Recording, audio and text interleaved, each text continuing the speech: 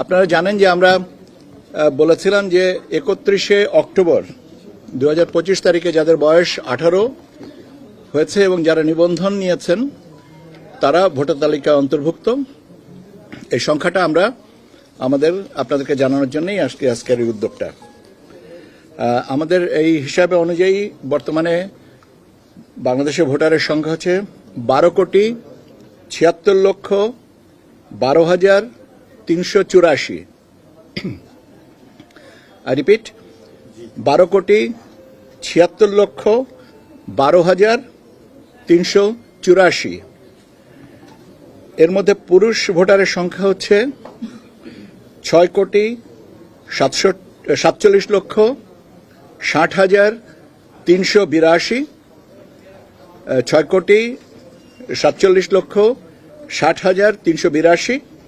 আর মহিলা ভোটারের সংখ্যা হচ্ছে 6,28,50,772।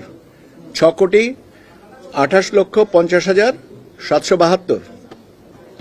আর মানে তৃতীয় লিঙ্গ যেটা আমরা বলি হিজড়া, ওনাদের সংখ্যা হচ্ছে 1,230।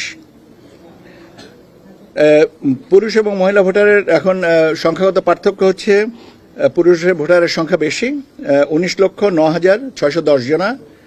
19,09,610 জনা পুরুষ ভোটার আমাদের তালিকায় বেশি। আপনারা এবং আমাদের চূড়ান্ত ভোটার তালিকায় আরও কিছু পরিবর্তন আসবে, সামান্য কিছু পরিবর্তন আসবে, কারণ আপনারা জানেন যে এগুলো এইটা লিস্ট হ্যাং করে দেওয়া হবে এবং সেখানে দাবি আপত্তি সংশোধন বিয়োজন এই সমস্ত বিষয়গুলো যখন আসবে তারপরে আমরা এটা ফাইনাল অবস্থানে আসতে পারবো। তো এই হচ্ছে আমার প্রাথমিকভাবে আপনাদের সাথে কথা বলার ছিল। চূড়ান্ত ধাপে কতজন বাড়লো?